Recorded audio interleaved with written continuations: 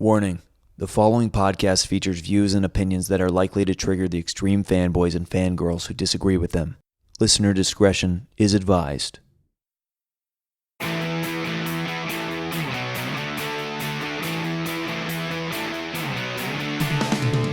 Let's try this again, shall we? Thank you so much for listening, and thank you, Ken Napzok, for coming back to have the same conversation again. Billy Business, it's always a pleasure to talk with you, and it's always a pleasure to talk Star Wars, but I actually like that we're getting a second chance. I do too, because I can't listen to it. So for those of you who don't know, I've been talking about this for a while. Ken and I did this episode, I want to say in like December. This was before we broke for Christmas break. Yeah. And I thought, great, I'll get ahead. I'll get the first episode done for season 2. And then just bango, bingo, corrupto. Didn't work at all. File went kaput. So bummed. But then I thought back to that conversation, and I feel like I didn't have the right approach. I feel like I was blaming you as if you had made this movie, and I was like, why did you do this to me, Ken? And you just shrugged a lot and said, I don't know, man. Yeah, there were a lot. I don't remember the details, but I remember feeling disappointed in myself. Obviously, as someone who loves Star Wars a ton and who loves Rogue One and wants to, it's not defending or being an apologist. It's I want people to have a better understanding and get joy of it if they miss something. But at the end of the day, you might not like something. And I thought there was a lot of your questions were like, I can't change the plot. Right. We're going to talk about the whole movie, but I promise this is not a shill because he's not paying me and I'm not paying him. But over the break, or not over the break because it didn't come out for a while, but the last time that I was I get in Star Wars moods. Yeah. I have a mood. I listen to The Great. I don't know if you've listened to it. It's this guy, he's like Inside and then whatever movie, and he does like a 7-episode series from Wondery about the making of movies. Oh, I've heard of that. I haven't listened to it. Right, he did Inside Star Wars, and after watching it, I got the itch, and I got into it, and then your book came out, Why We Love Star Wars. Yeah. And I read your book, and I was like, you know what? Maybe I just was too angry. Maybe I just was, I don't know. But I still have issues with this movie. I watched it recently, but I want to talk a little bit more this time rather than just like, why Ken? Why is it like this? Right. Okay, that's fair. I'm also in your studio now, but first time we recorded at another location. Here, you've got a Death Trooper in the room. So you like Rogue One enough to buy one of the toys. I do like, yes. Well, I like the toys. I like Star Wars. I feel like a lot of people don't realize, like, I'm not you, I'm not Scrimshaw, sure. I'm not, Jenny Nicholson, but I am a big Star Wars fan. Right. I've read a lot of the books. I watch all the TV shows. So it was surprising to me that this one where everybody went crazy over it, I didn't. So before we get into talking about the movie, let's give a little context to this movie, because this movie didn't have the smoothest sailing out the gate. So after Disney bought Lucasfilm, John Knoll, who you may know from ILM, he was a special effects guy, he heard about some of the early concepts of the Star Wars movies. He just wasn't impressed with anything that Disney said that they might do. So he developed his own idea, and it was basically taken from the crawl of Star Wars A New Hope, and it was about the rebel bands that got the Death Star plans. So Gareth Edwards comes in. Kathleen Kennedy, she greenlights it. Great. Gareth Edwards comes in to direct, and he delivers a cut of the film that was called, quote, unwatchable. So writer Tony Gilroy, he comes in, and this was a quote that he gave to Entertainment Weekly. He said, "It was just in so much terrible, terrible trouble that all you can do is improve on their position." Yikes. That was a rough quote. So he was brought on board to offer notes from the first cut and then write additional material, and he even helped with second unit. There's rumors that he kind of took over. Unsubstantiated. Who knows? Yeah. But this led to a lot of shots in those trailers, those first couple trailers that just aren't in the movie. They're just not there. Right. But it ultimately, it didn't really matter, because this movie, even though it had very big production troubles, as would Solo got hit pretty hard. This one made over $1 billion in the box office, a cinema score, 86% on Rotten Tomatoes, or 85. It's a high. So Ken, as a lifelong Star Wars fan, You just watched Force Awakens the year before. This movie's coming out. What are your thoughts going into this movie and coming out of it? Going into this movie, I was so excited because I love this era, and if you listen to me talk Star Wars in other spots, this is what I say a lot. I apologize for remixing it. I love the 20 years between Revenge of the Sith and New Hope. I think that's fertile area to mine for great stories. I love what John Knoll did. Hey, that's an interesting story from the crawl. I wonder what happened. I think that's a great concept for standalone movies. Whether or not we get those going forward in Disney Plus or ever again, we'll see. So I was very high on it. Loved the trailers. Loved the shots. A lot of it, as you said, didn't end in the film. A lot of it because Gareth Edwards also admits to just being like on set going, hey, that looked cool. Do that again, Felicity Jones. And that shot of her standing up in like that hallway that looks like almost like the Death Star was never, he was like, oh, I never intended that to be in the movie. It just looked cool. And then they used it for the press. So, but a lot of it, absolutely. You see what we'll call the alternate ending, and you see Krennic alive at the end of the battle. You see them running with the plans towards the ACTs, all that stuff. So, anyways, I saw it the first time, a press screening. I was in the car. Me and Jeremy Johns went to see it together. I think I was his +1, and we came out of it. We got in our car, and we both screamed at each other, "That was the greatest Star Wars movie we've ever seen!" And I raced back to Clayton, and I gave my review, and then the second time I saw it, 3 nights later, I went with a friend and a couple friends. She didn't like it at all. And sometimes I guess you can pick up on that when you're with somebody. Sure, yeah. Just as a friend hanging out watching a film. I could tell during the movie that she just wasn't feeling it. And she is someone who is a huge Star Wars fan who loved Force Awakens. And I found the first and second act to be not my favorite, and I came out of it going, maybe I didn't like it as much. Then the third time I saw it is where I landed right in the middle, and it's grown from there. So it's been a journey with that film, and it's very positive. I always loved what I loved in it. What's gotten better for me, we'll talk about it along the way, is some of the supplemental material tied to this movie has made me appreciate these characters more. So I saw this movie for the first time at a PGA screening, Producers Guild. And usually the Producers Guild, they do, like the same weekend, but it's rare that they do a pre-release. So this was a pre-release screening. So I'm at the El Capitan. I'm in a room, like huge full room full of producers.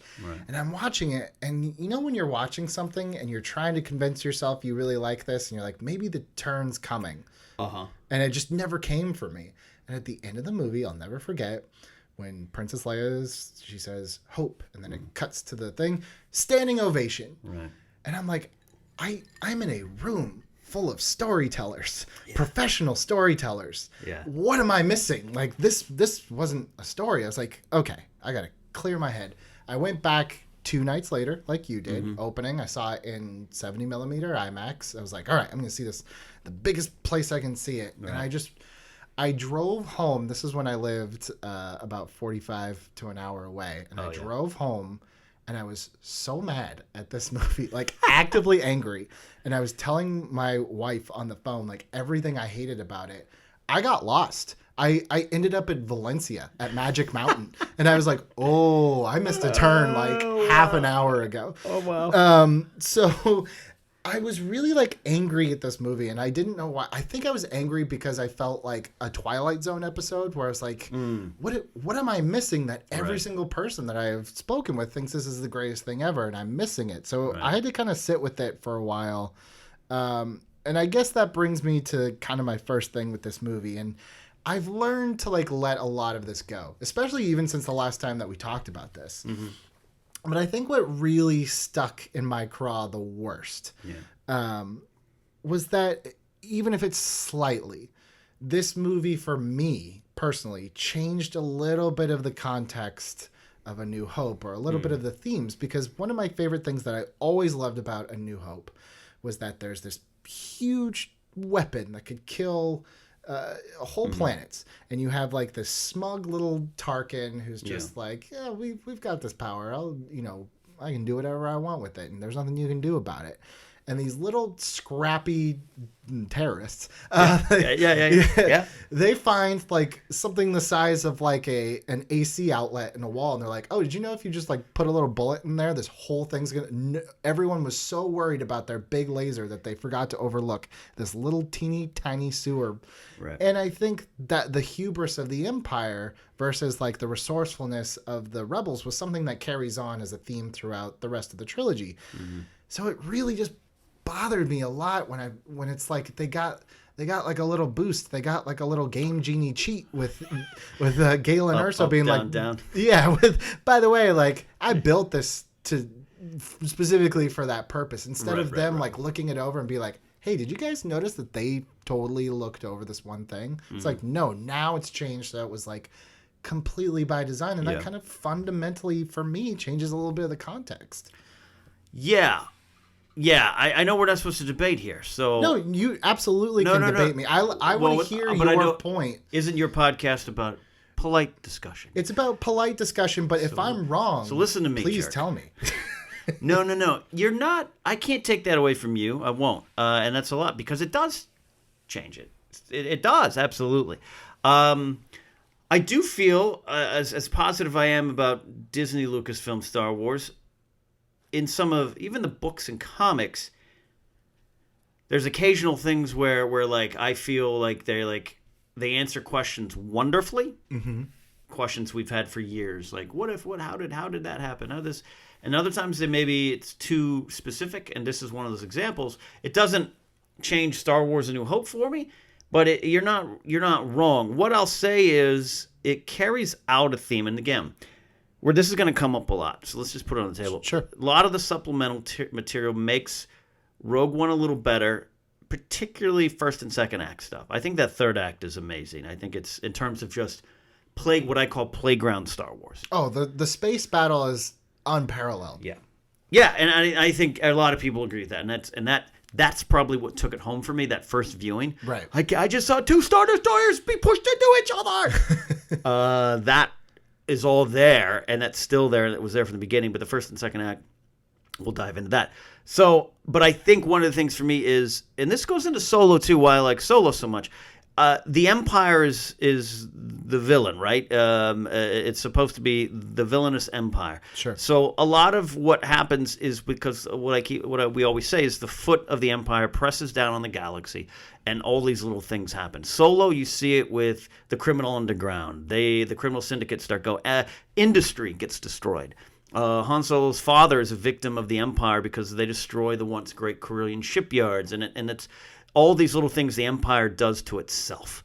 I think Galen Erso is part of that. I think Orson Krennic's part of that. His Krennic story is the case of middle management and trying to get this and that. And in the book Catalyst by James Luceno, and again, should you have to read all this stuff to enjoy the movie? No. But let's just talk Star Wars. This is what I think Disney does. It's Lucasfilm. Disney-owned Lucasfilm now. Does a great job of laying down all this on a track, and you can put all the story. Krennic wasn't always what he was supposed to be. He was always, I wouldn't call him a bad guy. He was a top student. He was an architect. Galen was his schoolmate. Galen was forced into doing a lot of this stuff. It is the Empire's hubris then, and in Catalyst, this comes up, and there is some people saying, and I haven't read the book in a while. Hey, there's a flaw. And no one cares, and Tarkin doesn't care, and people don't care. So it is the same point stretched out over 20 years, but it does change New Hope. It does change a New Hope.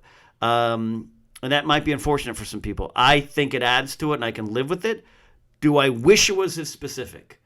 Do I wish Galen Erso said, it's possible. I don't have time to figure it out, right? But I know they didn't do a great job. Right. I would have liked that. So that's a long answer. So you're not necessarily wrong. I just think it is part of the bigger story. And to be fair, you told me last time, you're like, hey, over the break, read Catalyst. It might help. I don't read books because I have terrible eyesight and I just don't read. Mm-hmm. But Audible is great. Audible's great. On Audible, and I started listening to it, and maybe the worst narrator I've ever heard for a book ever. Like, Wow, who does it? I don't know. It's not Mark. Mark Thompson's the great one who does all of them, most of them. But. It was so dry. I couldn't tell if the guy was bored or he had just accidentally taken an Ambien and he thought it was an aspirin. Man. Long story short, to say, like, I understand that. And I think Star Wars is tough, man, because you're right. There's, we talked about this, Joe Starr and I talked about this with The Matrix, where there's so much, even more so in that series, where there's so much outside story that's absolutely critical to your understanding of the films that it becomes this, like, where does the movie end and where does the story, where does it all take place? I can live with that explanation of, like, Galen, told them years ago, like, hey, this thing, that's a problem. They're like, no one's going to figure it out. Right. Like, that does kind of tie it back in. But you're right. Like, it just goes to this, like, this movie either stands on its own. Right. And it's okay.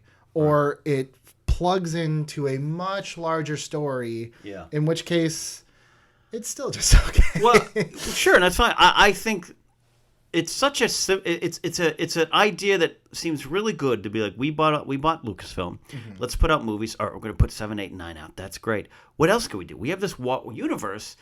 Oh, it'd be great movies. Solo was supposed to be the first one, and then Kasdan and had already been working on it with John, and then we're like, let's pull you over to Force Awakens after the Michael Arndt dismissal, all those kind of things. Let it go with Rogue One. It's a big sell, whether you like Rogue One or Solo or not. It is a good sell, a good enough sell to the general fan, the core fan, to be like, you want a bunch of Star Wars stories, right? Cool, we're gonna do that. But then I don't know if Rogue One survives on its own. Right. I think you could try to say it does. Solo, that's a different conversation. It's a movie I love, but I also understand, and there's a lot of, obviously, production problems in that. Yeah. I'm waiting for the tell-all book on all these stories. Oh, the unauthorized. Yeah, no one can really speak. Tony Gilroy's the only one who speaks about all this stuff. So I think I enjoy these for being building blocks to the entire story. But that doesn't mean, my dad, who just likes Star Wars enough to watch them once, I don't know what he feels about this one. I should ask. He liked Force Awakens. Yeah, it's funny. My mom, she's watched all the Star Wars with me in theaters, and she didn't really like Force Awakens, but she loved Last Jedi. So there's one for everybody. Your mom's great. But again, like, I guess, like, here's another example for me where I'm like, this serves this movie so well. Yeah. But in the larger scheme of things, I would actually cut this out. And that's the scene that everyone went crazy for, which was the Darth Vader sequence in the when he's just mowing down rebel soldiers. And I say that because, like, within this movie, wow, like, that is a showstopper. That is a great little piece for your resume. Put that at the top of your LinkedIn. Right. But when you add me, when you slice it right in, and seemingly hours later he's supposed to show up at the very beginning of A New Hope, it doesn't feel like the same character. The sense of urgency is completely different. I think it's days. Oh, sure, but still. But hey, he said time to take a nap. But to be honest, I don't know. I'm not undercutting your point. I don't know. I don't know specifically. I mean, even so, it's just like, it feels like here's this guy who's just like, I'm going to mow you down because you have something I want, and there it is, and I know what it is, and I'm going to get it, or you're going to die. And then he shows up later. He's like, is it on this ship? Come on, guys. Tell me where it is. Like, the energy is very different, and that's where I feel like fair. It doesn't feel cohesive. And the whole point of this movie to me was to just slip right in as if this was all made at the same time. I mean, I love that sequence, and I know it was one of the ones added, and there's a lot of rumors you hear that he was supposed to kill Jyn and Cassian and that crew. That was supposed to be him, and this wasn't in there at all. Again, we don't know. We'll get that story one day, maybe.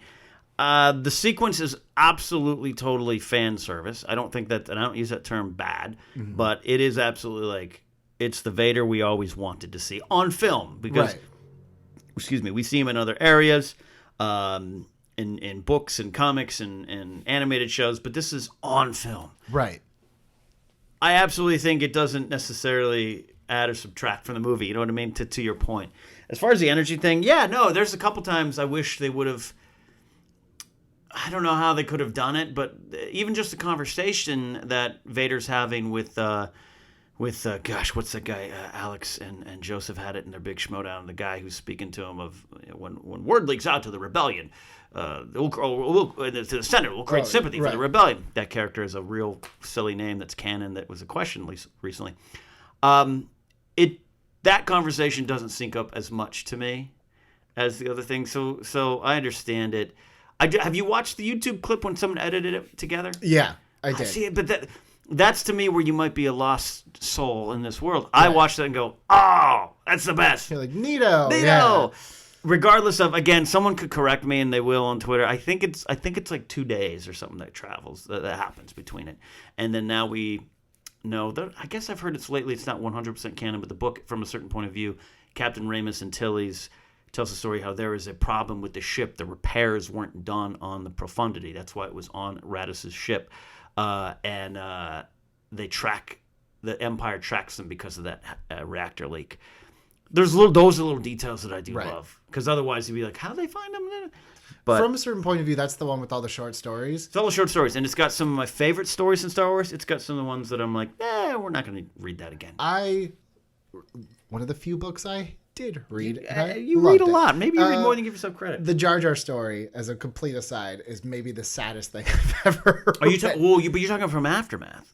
You're talking about the one where he's a clown? Oh, was that Aftermath? That's Chuck Wendig's confusing Aftermath. Everything? Okay. Yeah, Empire's End Aftermath. That is I wrote about that in the book, and yes, that is the epilogue of Jar Jar Binks. It's amazing. If anyone listening hasn't read that, go seek it out. Or you can go read my friend Jamie Stangroom on YouTube. He's pals with Ahmed. He's become pals and had Ahmed read it or read most of it in Jar Jar's voice. Oh, wow. And it's pretty damn good. But yeah, the other book, it's got some great stuff. Other stuff's a little weird. Some of it's it's here and there, but like that's another thing that Rogue One does that I do really like is say what you want about the prequels. You are a prequelist. I'm halfway. I'm a moderate. I like a lot of it, and there's some of it that I wish I could do without. But one thing that I don't to be clear, that's where I am too. Even though we use the term prequelist at Force Center, trust me. Yes, I think one of the things that like irks me a little bit is like the super clean digital look, like it just doesn't flow. So to me, one of the coolest things about Rogue One, actually, everyone's losing their mind about Vader and all these other things, but I'm like, I thought it was so cool to take the realistic world and then show me what Coruscant looks like in that realistic. I love that. Yeah, that's one of my favorite sequences. I'm like, oh, okay, we're not ignoring the prequels. It does all exist. I would love to see modern day Coruscant, right? Even in the saga films. But I'll tell you this: as much as I love Force Awakens and I think Last Jedi is a beautiful film, and Steve Yedlin did a great job shooting that film, I like the look of Rogue One and Solo better. And Bradford Young gets some unjust crap for the way he shot Solo, because it unfortunately depends on what theater you saw it in. It really does. I think those two movies look more, quote, realistic. Because that's one of my things I still don't like.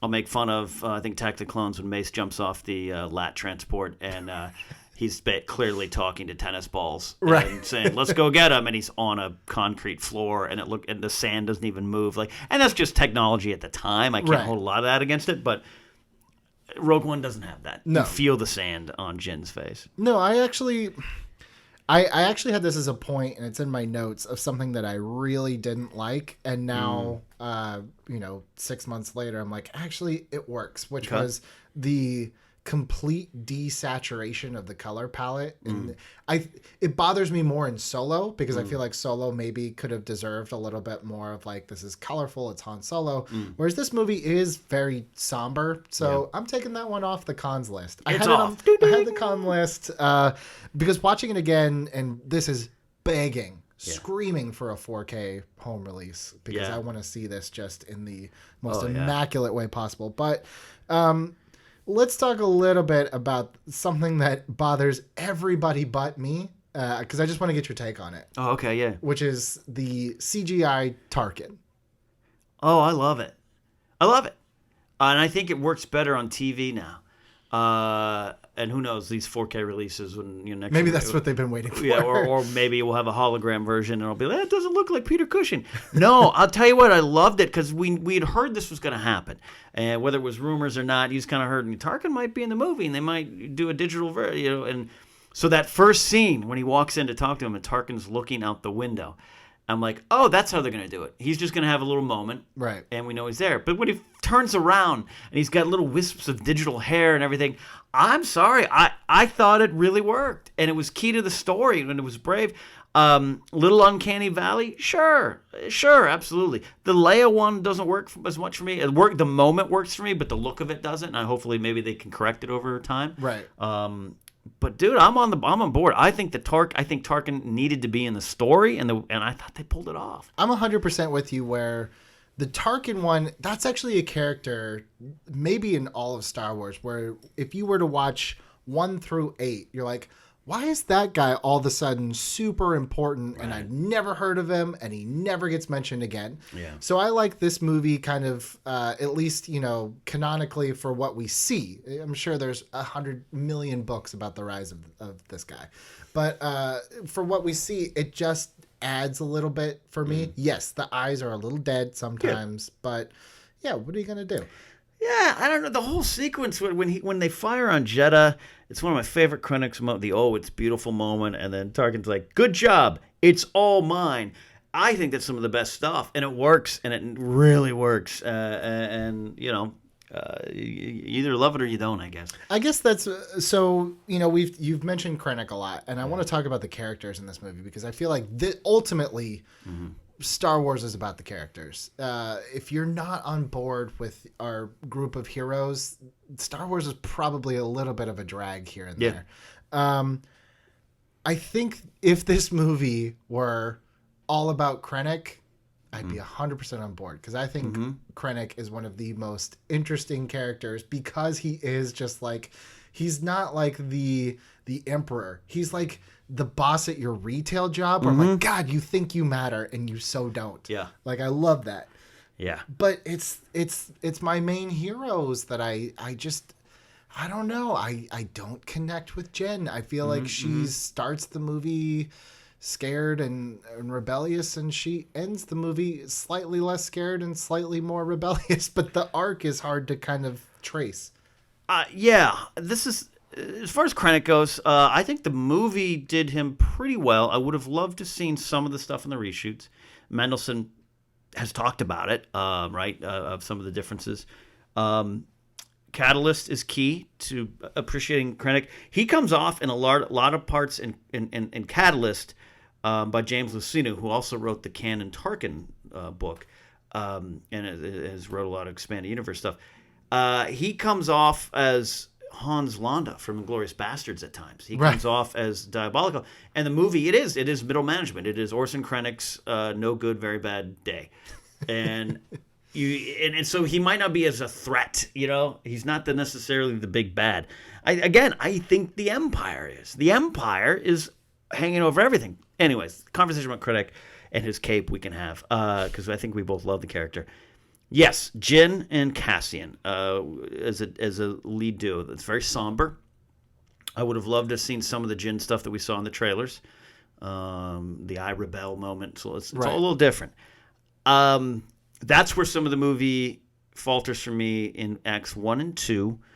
Because it is a 3-act classic, big popcorn picture, things move fast, right? So her switch happens fast. Cassian's maybe happens faster than we'd like. So that was part of my problem. I didn't connect. Even with the other team, Donnie Yen's Shared Emway, Baze Malbus, K2SO, I think generally works for a lot of people. I don't even like Alan Tudyk as a person, but I really like. I've heard things about him, but this is not about that. That's not about that. But I love that. I think that droid works better for me than LV, whatever her name is from Solo. L337. Yeah. Yes, no, it does for me too. And Bodhi Rook too. Bodhi Rook's key, but maybe slightly undeveloped in the film versus the book, which is going to happen, by the way. But also, Alexander Freed's Rogue One novelization is spectacular, and we'll talk about that, I'm sure. But anyways, let's get into Jyn. I I understand. She plays it flat a lot of times. Right. Her finest moment, which I wrote about in the book, is, I think, in front of her father, because it changes everything. Her whole life, all the things that she was believing turns out to be was a lie to herself, and he's not just alive. He didn't run away from her, and now she's part of the very thing. All these I think there's some layers, and that moment works for me. I just think I would have liked to one more moment. I don't like a lot of the Edu stuff. One more team bonding moment between Edu and before they go to Yavin 4. I don't know what. I'm not a storyteller in that regard. And that's where I feel it feels it a lot. You're suddenly like, they're just met. They're the A team, but they're really the D team, and now they're all on the same page because they have to be, and that's where it might falter a little bit for me. She feels a little undercooked. That's a great way to say it. A slight undercooked. And I would say the same about Cassian. But here's what Cassian, I feel like, has that Jen doesn't. Right. Cassian, at least as a character, he reveals something new to us about the rebellion in general, which is, hey, we're not all Luke Skywalker. We're not all apple pie and hugs and unicorn farts. Yeah. Like, some of us are like true. Yeah, they have to do. They have to do the hard stuff, man. Some of them are like killers and cold-blooded killers, and it's a war. I think Cassian underscores the fact that it's like, don't ever forget that this is a war. And sometimes you do things in war that you can't do in real life. And I think that's why I think it was a great choice to have a Cassian series on Disney Plus coming. 100%. Because that is a character that I think definitely I felt like, oh, I can feel you changing, but there just wasn't enough time to know how much of an effect that change has. Jen, I don't know. If she wasn't my main protagonist and this whole thing wasn't through her eyes, I feel like I might have connected a bit. But the other character that just like they put such a heavy load of the story on, then poof, gone, is why am I completely blanking? Forrest Whitaker. Saw Gerrera. Okay, I mean, this is like it starts as like a MacGuffin. Right. Gotta find him. Gotta find Saw. Find him. He's gone crazy. He threatens to make some guy's brain mush, which doesn't actually happen, and then he's out of the story. He's done. And I'm like, what happened here? That, to me, probably feels like it was the biggest victim of whatever change of the story was. Possible, because there's other Saw stuff, at least with alternate hair. Right. That would have synced more up to his animated versions. Yeah, I don't know how to answer that one because I love... You don't have to answer. No. I'm your take on Saw. I love Saw Gerrera, but I also was familiar with Saw Gerrera before. I'm not saying you weren't or anything. A lot of people might not have been. I love Forrest Whitaker's choices. I'm excited to see him in Jedi Fallen Order. And he is great. There's a book by Beth Revis called Rebel Rising, which deals with Jin 9 to 16. And I think it's essential reading to this time period. And it's Saw taking her, raising her, but not knowing how, does not raise a kid, let alone an adoptive daughter. He raises a warrior. And it's fantastic, and it's great. And so by the time we see... So Saw in Rogue One seems like a little tiny piece of a meal that you can enjoy if you take it all in. I had no problem with the movie. I remember coming out and like, I thought that was great. And people had some issues with it. And I was like, okay, we're just going to have to disagree on that one. Right. I thought it was a real tasty morsel. The partisans, tasty forest. The partisans are great. The two tubes, Benthic and Edrio, are great. There's a Beezer Fortuna, Bib's cousin. You see there's a lot of great things in there. I like, and I love. But it goes back to the casting thing. I love that we learned like the rebels didn't just be like, y'all want to rebel? Right. Mon Mothma and Gerrera disagreed. General Draven's going, hey, kill him. Cassian, shoot him. Don't tell anybody. Right. I love that. And Admiral Raddus is one of my favorite characters. So I think Saw is part of that. I know a lot of people, some people are like, well, he could have kept going and everything. Here's what it is. I think that character existed, and I don't know this for a fact. I just know that the character, somewhat of the character existed, and then at some point, the story group, which does not get involved with a lot of the beat by beat. They don't write the stories. But the creators and writers and directors can come to them and they can be like, oh, we have this. And I think they were like, hey, this character exists And George himself was going to use him in other materials, that fabled TV show in the mid-2000s. Right. Saw was probably going to be part of that, ended up being in Clone Wars, or a version of Saw. And I think they were like, use this. And so it seemed to have more weight. Saw Gerrera. But really, it's this nutball that, has lost his mind fighting the war. And it was needed for Jin's development, or lack thereof. If you have that I guess maybe that's the problem, is that he exists in this film, nothing outside, as a catalyst for Jin. But since Jin doesn't have much of an arc as it is, it just doesn't feel like economical storytelling. It is, again, and we'll bring it up, you shouldn't have to read all these things to enjoy the movie. The Rogue One novelization by Alexander Freed, that scene when she goes back is one of the best. Because she walks through and everyone there is like, this son of a... And they're pissed at her. And she starts looking around because she knows all of them. She fought with all of them.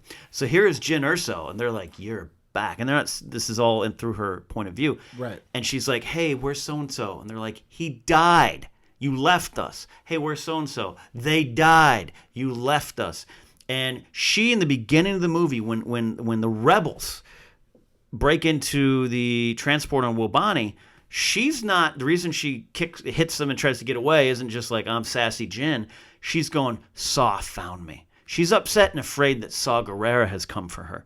And the partisans, because she also knows that they did horrible things, including, in the book Rebel Rising, kill children of the Empire. They go to an event and they use these little guns and they kill children. And so she is like, the partisans are coming for me. Not the rebels. Yeah. And she hates the rebels because she thinks the rebels killed her family just as much as the Empire. And that's why she's a fascinating character when you lay all this down, but it doesn't show up. I don't know, these novelizations sometimes are from scripts. You can get some things, hey, let's write about this that was cut from the movie. And other times the authors are having a little leeway. I don't know exactly. I know more of Jason Fry's Last Jedi novelization, which is great, but I don't know if Alexander Freed, how much freedom he had. That moment, I wish some of that was with. If you imagine Jyn walks back and they're like, "You left us. I didn't leave. You saw abandon me. Where's Mark? Mark's dead. Your boyfriend's dead."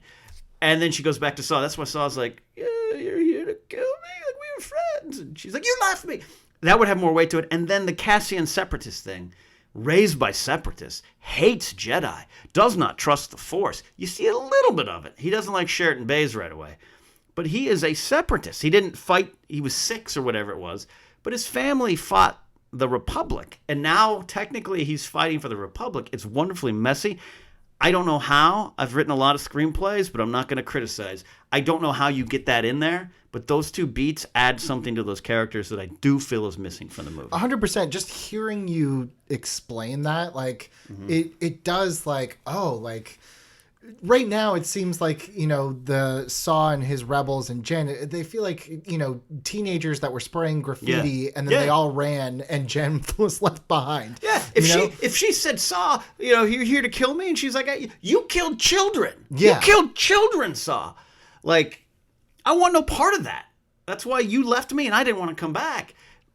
Versus what we got. And I think what we got is pretty good, but it does use the term undercooked. A lot of it in the first and second act are undercooked for me. Which is a great, just that idea of there's this rebel faction that's like, oh, you're no better than the enemy, which was a great theme that was kind of brought up in Last Jedi, which is like, it doesn't matter.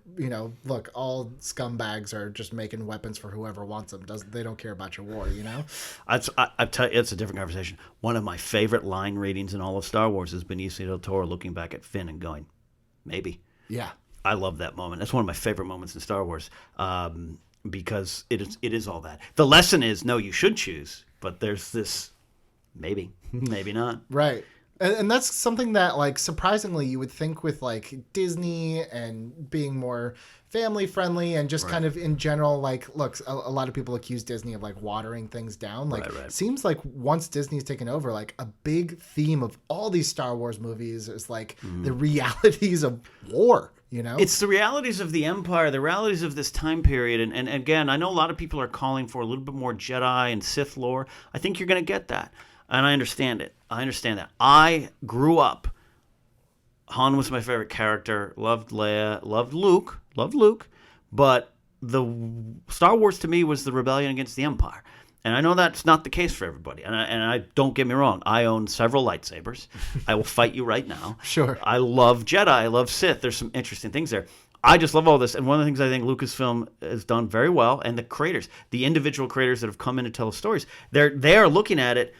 All right, we saw the good guys. We saw the princess gets rescued, or then rescues herself, and then the little farm boy saves the day, and the smuggler comes back. We saw that in a self-contained, once-in-a-lifetime movie. And then the story continues. And George, I think, did a great job continuing it. But you got to think. You got to stop and think. We want, as fandoms now, we want, well, Tywin Lannister is a horrible person, but he also had some points. And this isn't, Mussolini kept the trains on time conversation. That's different. That's real history. Look at these characters. Tywin Lannister, to me, and going over to Game of Thrones, is one of the best characters and one of the best leaders. He does everything right, and you hate him for it because he's the Yankees, and he's an asshole, and his Achilles heel is he was bad to his children his entire time, and they're the ones that end up destroying him in various ways. So I think in Star Wars, they've done a great job, and Rogue One opens that up. Lost Stars, Claudia Gray's book, is the first to have us in canon. And it might have been in other places, and it definitely was in Clerks. I give Kevin Smith a lot of credit for being the first to put on screen the conversations me and my friends had. I'm sure there were some general contractors on there. That is so monumentous in the fandom. Like, yeah, that's the conversations we were having. To have Lucasfilm come in and be like, and Claudia Gray's Lost Stars, one of the first new canon books of those terrorists blew up the Death Star. My friends were on there. That is some realistic stuff that deals with the center, the morality of Star Wars that George Lucas will tell you is the only thing you need to do. It's the core of Star Wars. He just told Favreau that, and the news story comes out. He's like, the secret George gave Favreau. The secret he gives everyone. Every panel, everything George ever talks about Star Wars is like, oh, this is for children, and the morality lessons they need to learn at 12 years of age. I think Rogue One deals with all that too, of like, how do you fight? How do you rise up and fight, and then disagree and come together? How do you do it? And I think Rogue One it's the lid to that box that they pulled off, and it's really exciting stuff for me. I just wish this movie had a tenth of the passion you just had giving that monologue.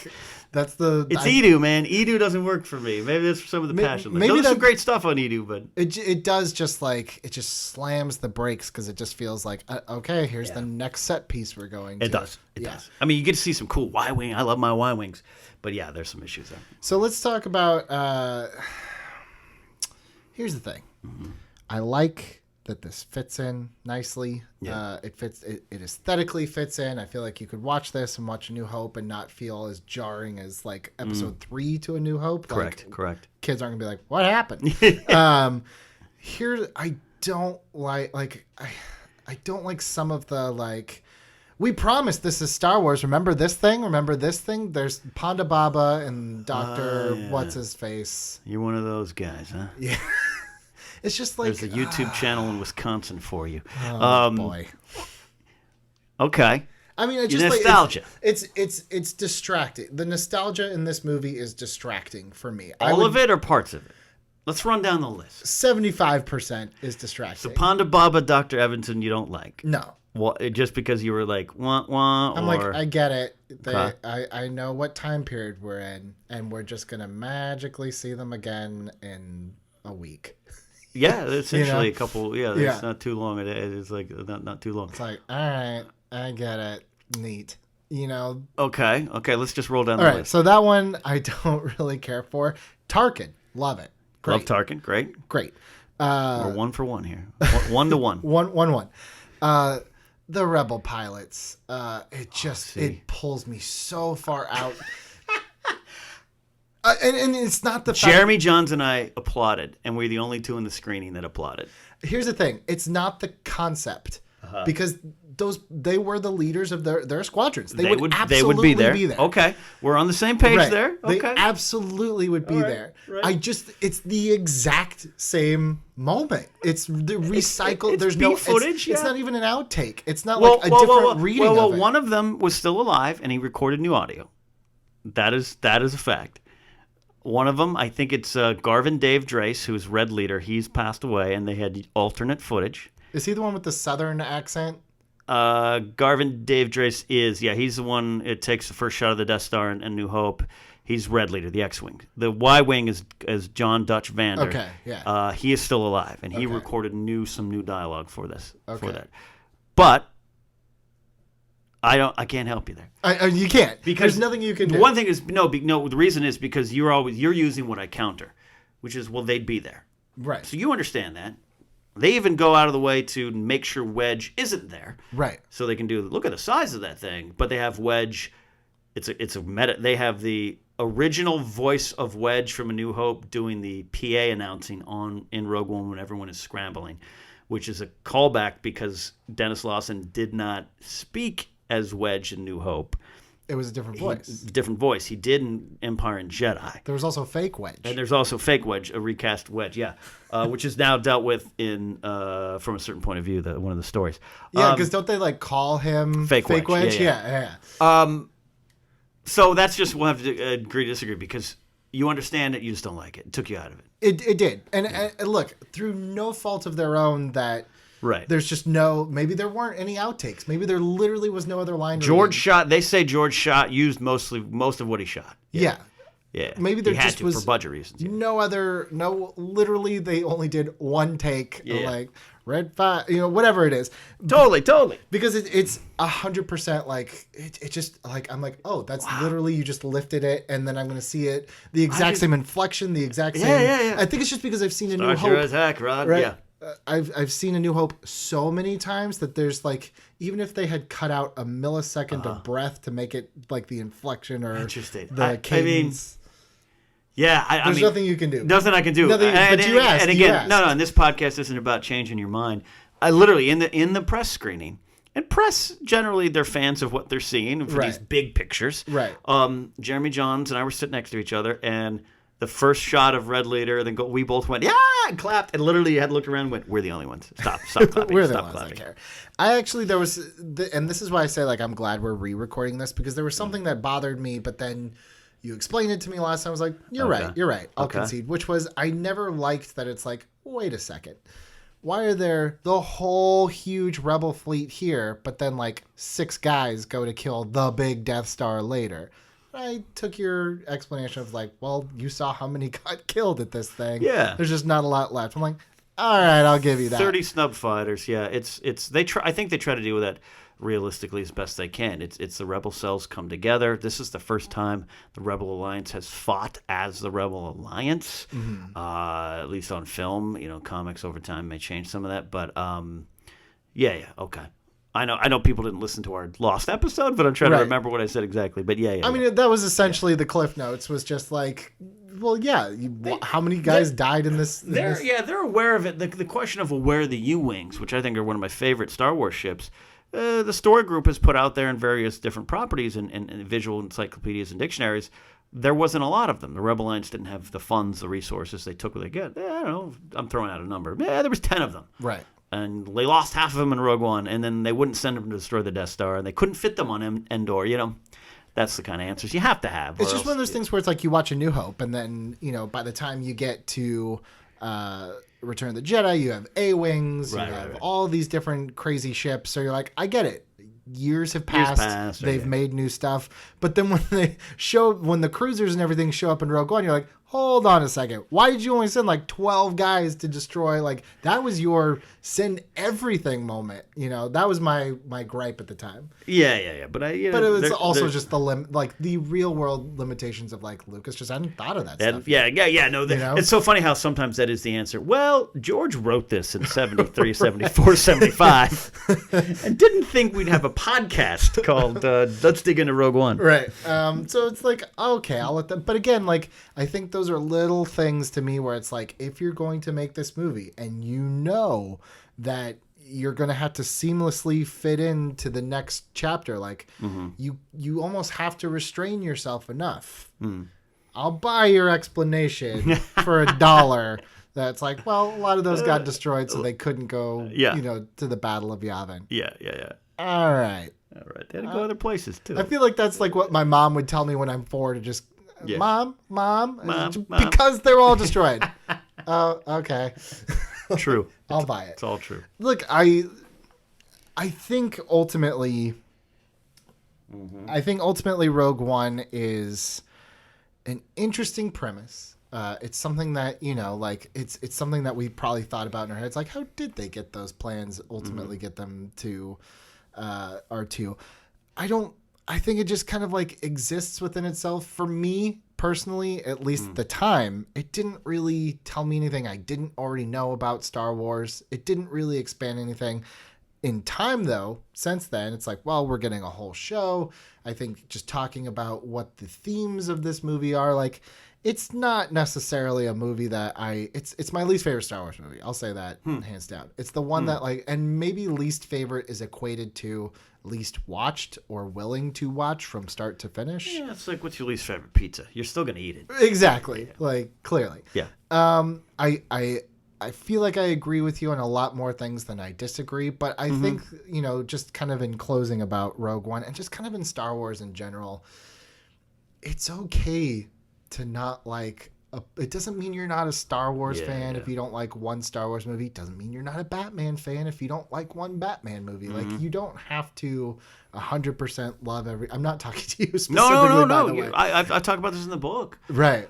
Absolutely. You. There's room as a Star Wars fan. The Star Wars is big enough to handle your anger, your questions, and poking fun of it. One of the things that connects us as Star Wars fans, particularly in the 80s and early 90s, was finding a couple friends that love Star Wars and then having those conversations that Kevin Smith put in Clerks of, hey, don't you think it was pretty silly? Right. Yeah, absolutely, it's pretty silly. Now, we in this era of, you and I both have worked for these companies. We have these shows where you saw a movie and you walk out and you have to tweet 9 out of 12 stars and you have to have your opinion, and your opinion is, that's changed a lot of the conversation. And we forget that part of being a Star Wars fan was, putting silly quotes. Rogue One has some of my favorite, I joke all the time, one of my favorite Star Wars quotes of all time is, "What is she proposing?" When Jyn speaks, like, what? What is hilarious? And I use that all the time. So I think that's all part of it. And I think in my final statements here, you can question a lot of things. You don't have to enjoy every film, but it's Star Wars, man. Isn't this fun? There's just, I think ultimately for 2+ hours, it's so undercooked that it's borderline filled with salmonella for me. That being said, I can't argue that third act, even though there's even things in the third act that are just weird and dumb, like the world's biggest crane game, okay, that seems like the least efficient way to file hard drives, but sure. Just like, it's got to be impossible at this point to think of new situations to put, a Star Wars scene in. And a beach was freaking cool. Like, a beach is cool. I talked to our friend Joe Starr. He's not a huge fan of Rogue One, at least back in the day. I don't know if he's changed his opinion, but we were talking about it. He goes, I don't really like Rogue One, but I'm a Star Wars fan. At the end of the day, and I'm paraphrasing, end of the day, Rogue One gave me Shore Troopers, which are like my favorite thing. Yeah. And I think that's part of what I'm saying is, you might not like it, but maybe you don't like Solo. But holy crap, Enfys Nest is this great character and great design, and have some fun. Yeah, have some fun. I'm not saying that to you. I'm just saying I don't think you're saying that to me sitting here, but I definitely think you were saying that to me 6 months ago. That was just had my arms folded. Was like, no, my Star Wars. It's everybody's Star Wars. I probably won't revisit this one as much, but. If I'm flipping through and on TNT and I see that Battle of Scarif, like, I'm sure as hell gonna stop, even though those little rogue pilots annoy me that they're there. I get why they're there. Copy that, gold leader. It does kind of sadden me that I don't know the future of a Star Wars story franchise. Mm-hmm. I as a big fan of Solo, it kind of makes me sad that we're not going to get the Obi-Wan one. Or I think they can. That's maybe a different conversation, and a lot of meetings and emails we're not privy to until there's some kind of breach and we all see them, or there's a book. I think it's an overreaction to Solo, and I think Bob Iger has made enough public statements on I kind of messed up with the release date and all that kind of stuff. Not even worried about don't need to talk about the director controversy. Right. I love Solo too. I love all of this, but I hear a lot. I heard it recently down at Comic-Con. Oh, I hate Solo. That movie didn't introduce anything new. And I'm like, did you need it? Or can you just enjoy that you got another chapter of this franchise? Anything new? What about Crimson Dawn? What about Beckett? What about... Don't even get me started on what is actually introduced into this and how awesome Alden Ehrenreich is. We'll do that podcast. Yeah. But I hear that a lot. No one asked for this movie. Okay. Sure. Right. No one asked for Empire Strikes Back. They thought the story was done. Maybe 12 people at school did or something. I don't know. But you know what I mean? Like, I don't think that's a fair question. And I think Disney has correct. They've looked at some things, and we could.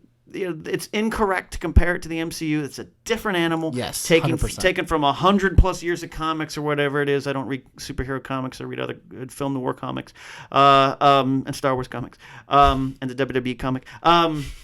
New Day. It's not the same, man. It's not the same. It's not at all. But let's go back to Iron Man 2. Let's go back to Captain America, the first Avenger, which might have grown in appreciation over time. Doesn't matter. That's not what I mean is they had to also kind of iron out some kinks. Star Wars is a long way to go, and Disney Plus has changed the game. And a lot of these stories that I love, Solo, if it had been a 6-part Disney Plus series, I think people would have not felt the pressure, because Solo doesn't have a big epic we blew up the Death Star, give us a medal ending. No, it's subdued and I think we're trained as audiences for the 3-act structure, and you save the cat, tea time of the soul, big bad at the end. We're all used to that, and we didn't necessarily get that in Solo, so the reaction is we didn't need that.